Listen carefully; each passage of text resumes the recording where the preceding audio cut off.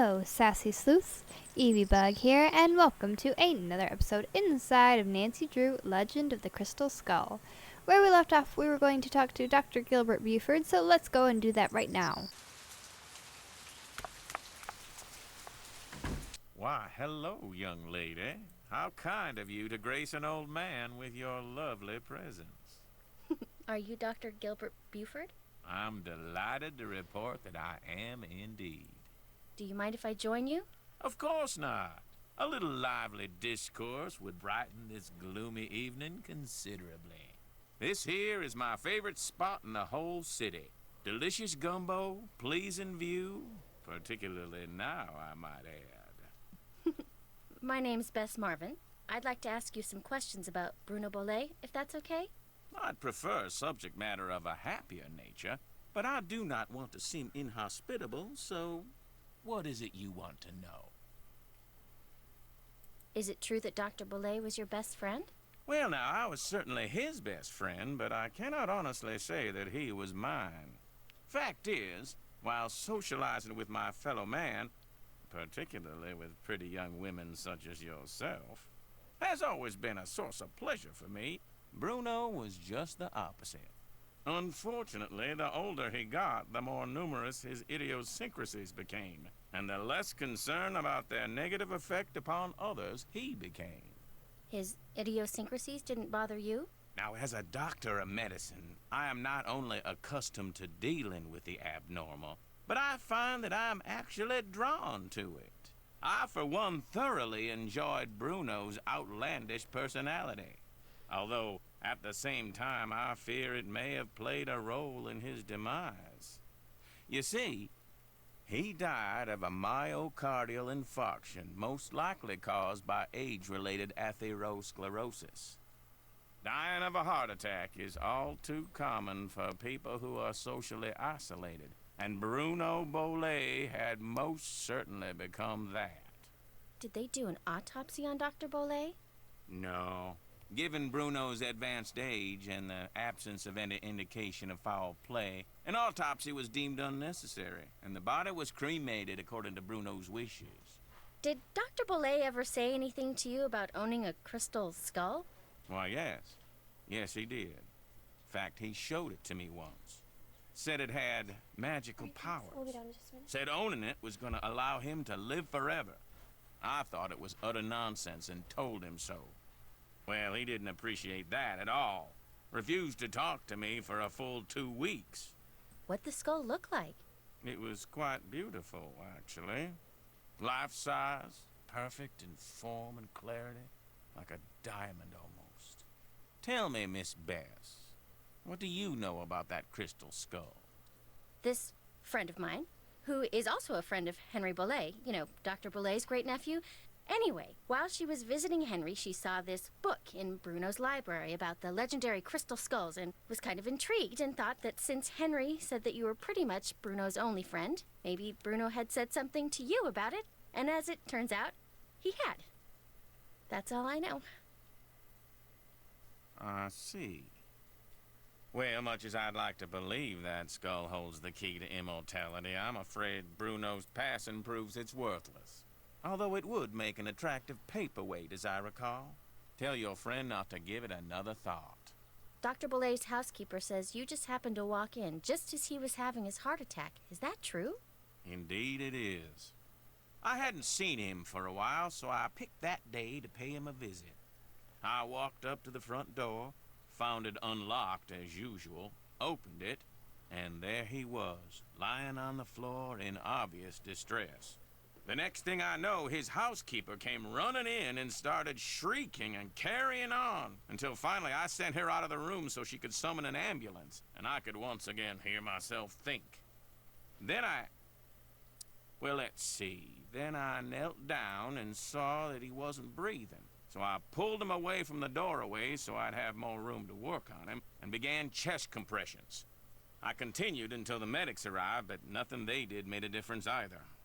Why would he have a heart attack in the foyer? That's always been a bit of a puzzlement to me, too. Can you remember anything that might indicate what he was doing by the front door? I mean, had he just come in from a walk? Was he wearing a hat? Was he holding anything? had he dropped something? An umbrella, sunglasses? Wait a minute. Why, yes. Yes, he was holding something. A piece of paper. And on the floor next to him was an envelope. He must have collapsed while reading a letter. Do you know what happened to it? Now, I know the letter was no longer in Bruno's hand when the paramedics arrived, so perhaps he released the letter when I moved him. And yet, I do not recall seeing it on the floor when they wheeled him out the door. Iggy. What's icky? Iggy. Iggy is an iguana Bruno befriended, then turned loose in his home. It soon developed the annoying habit of stealing paper and stockpiling it in the vent system. Did you see Iggy while you were tending to Bruno that day? No, but then I rarely ever saw Iggy. Moreover, it would not have been the first time a missing document ended up in Iggy's possession. Renee would periodically call me saying the lizard had absconded with one of Bruno's prescriptions and would I please write her up a replacement. In any case, Bruno once told me he was training Iggy. Said he taught Iggy to retrieve the things it had stolen. Do you think it's possible that Renee caused Dr. Bolet's death by, say, hoarding the pills from those missing prescriptions and giving them to him all at once? No. Had he died of an overdose of the medications I had prescribed, the manner of his death would have been quite different. But he died of a heart attack. Of that I am certain. However, I know for a fact that Renee is deeply involved in the practice of hoodoo. And as Bruno's housekeeper, she had ample opportunity to use it against my poor old friend. You mean hoodoo really works? Young lady, never, ever underestimate the power of suggestion. If a person believes in something, even on a subconscious level, fantasy can easily become fact. And who knows what rubbish Renee filled Bruno's mind with? Drink this, don't eat that. This brings good luck, that brings bad, day in and day out. Even if he said he didn't believe a word of it, who knows how much his subconscious was absorbing? He was very old and vulnerable. So could Renee have caused Bruno to have that fatal heart attack? There's not a doubt in my mind she could indeed. I hear that you're a member of the Jolly Rogers crew. Is that true? Perhaps I am, perhaps I am not. I'm sure someone as charming and attractive as yourself has her share of secrets too. Am I right? Be that as it may, just what is a crew? Crews are organizations whose primary purpose is to put on parades during Mardi Gras. They also put on fabulous parties. Very private parties. Members only. Some consider crews to be private clubs. Secret societies is a term others have used. However, back in the 1990s, the city decided not to issue the Jolly Rogers any more parade permits, unless they opened their crew to pretty much anyone who wanted to join. So, refusing to be blackmailed, they chose instead to simply not put on parades anymore. As far as the city is concerned, the Jolly Rogers no longer exist. Was Bruno Bolet a Jolly Roger too? Perhaps. Perhaps not. I've bugged you enough. Feel free to drop by anytime. Well, he had some interesting information. Let's go see what this is. What looks good to you? A Gumbo? bowl of gumbo, please. Knock yourself out. Oh, hot sauce. That's hilarious. Talk about spicy. Yeah, I guess that's pretty Knock spicy. yourself out. So we're gonna try the jambalaya. Woo, that was hot. Naturally. And Knock crawfish.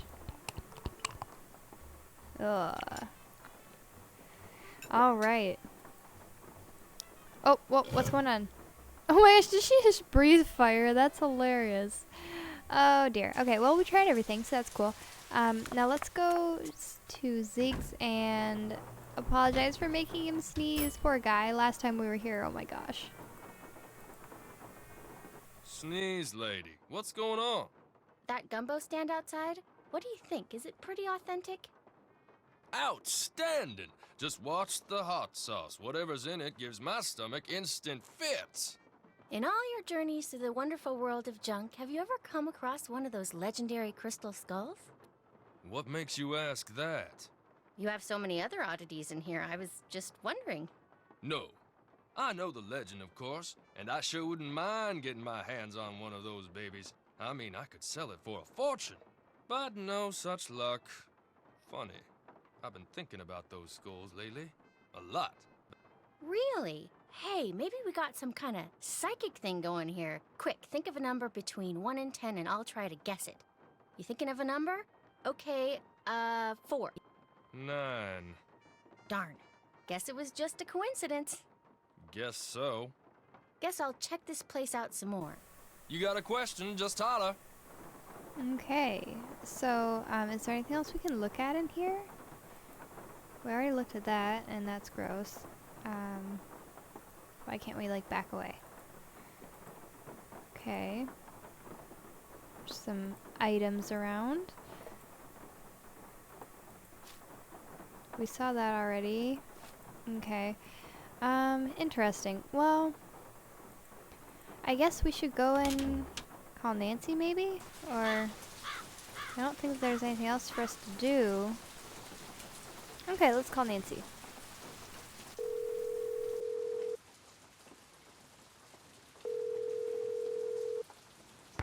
Hello? Bess here. Oops. Looks like Dr. Buford decided he's had enough gumbo. He's not at Granny Pumpkin's anymore? Nope. But here's what else I've learned since I talked to you last.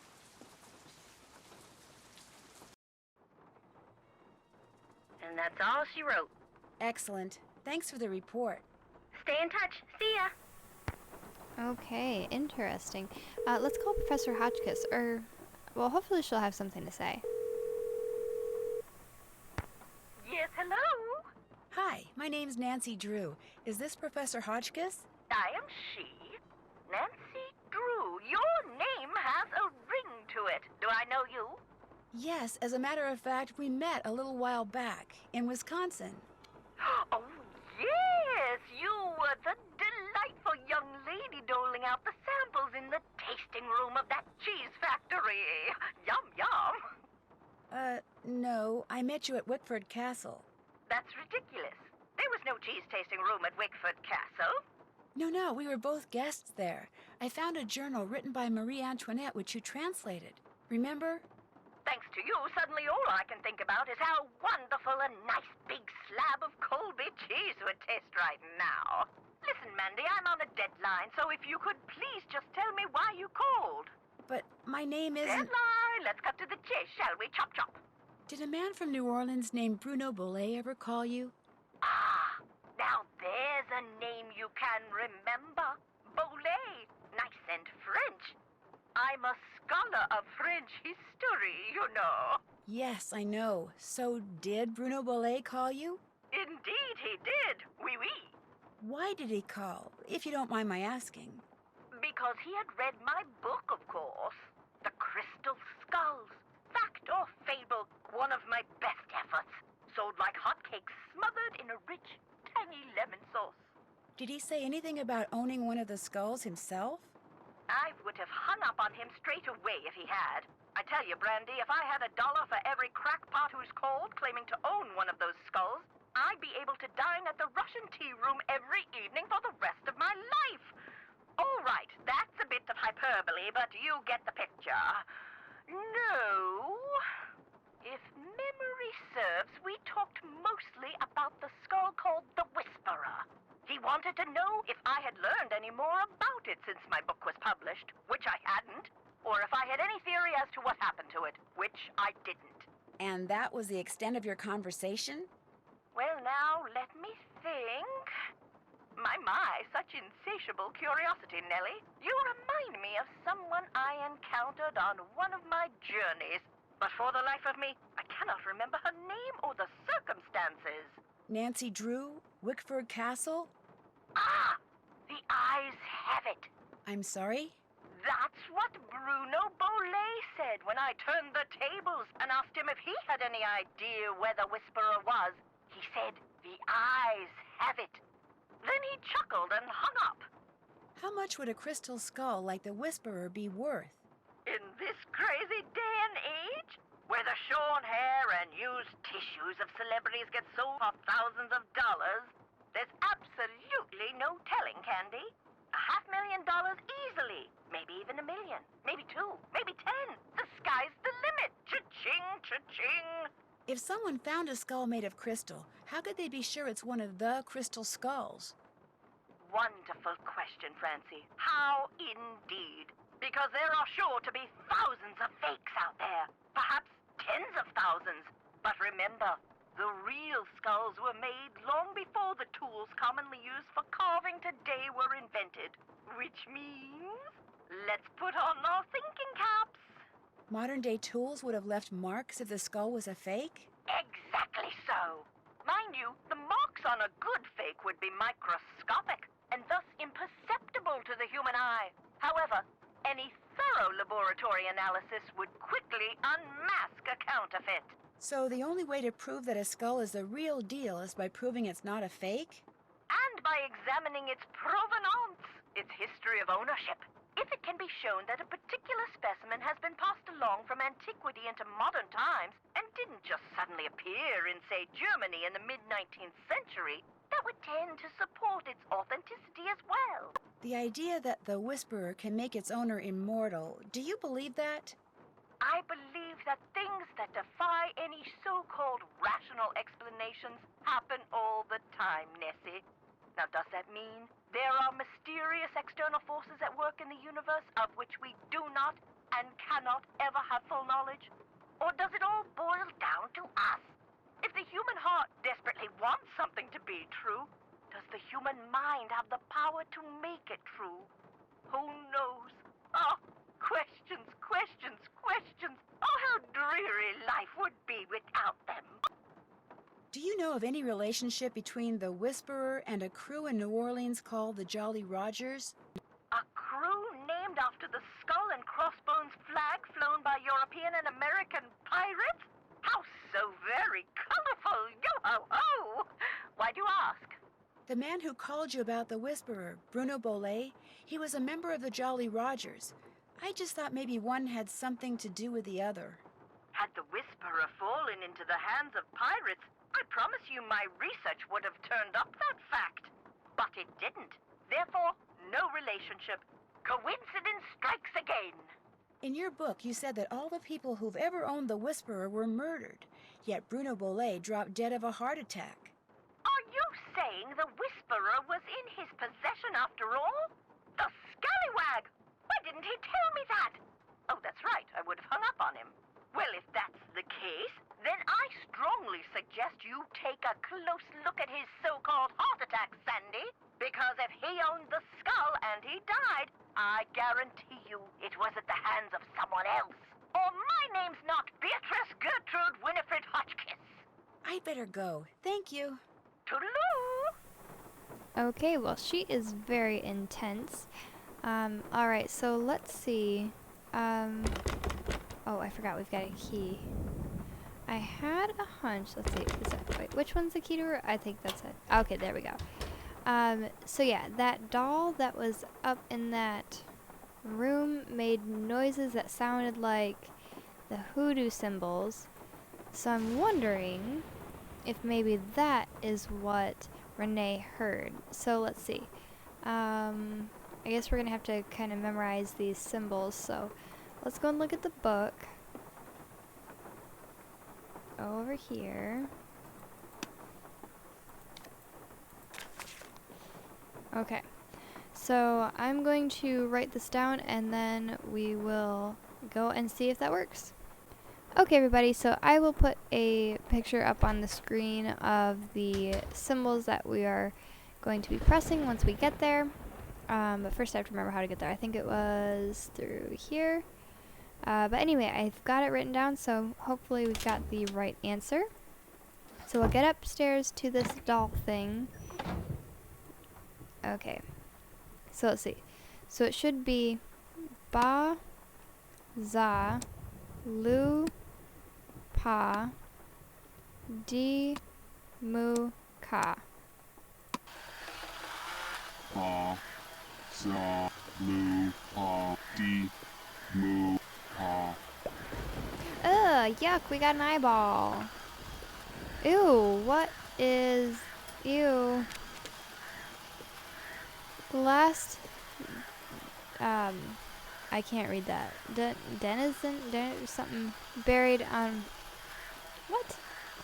Buried on my guard will start you hunting through the graveyard. What's written on the headstone will lead you to another, and so on and so forth till tiny treasure you discover.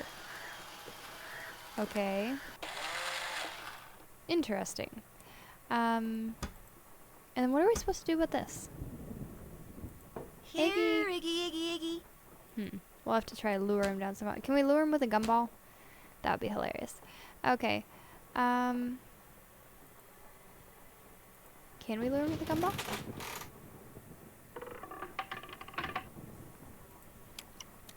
No, we can't keep the gumballs. Can we put this coin in here? Oh, we can. Oh, another eyeball. That's so gross. Oh dear. Wait, what? Oh, what about this thing? Maybe Iggy eats fruit? Let's go and try fruit and see if Iggy eats it. Iggy, come here, Iggy. Got something for ya. Did it work? Oh my goodness. Oh. Do we get to dress it up now? Oh dear. Let's see, what can we dress it up as? Can we dress it up as mailman? Wait, does that not work? Now what? Oh gosh. Bye, Iggy. See you later. Whoa, what's this?